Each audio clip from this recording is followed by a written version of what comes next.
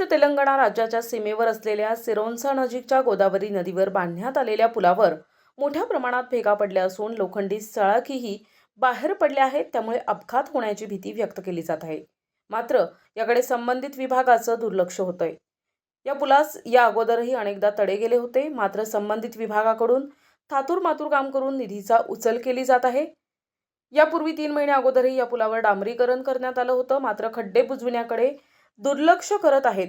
सध्या सिरोंच्या मुख्यालयापासून गोदावरी पुलावर पडलेल्या भेगा जैसे थे अवस्थेत असल्यानं मोठा अपघात होण्याची शक्यता नाकारता येत नाही.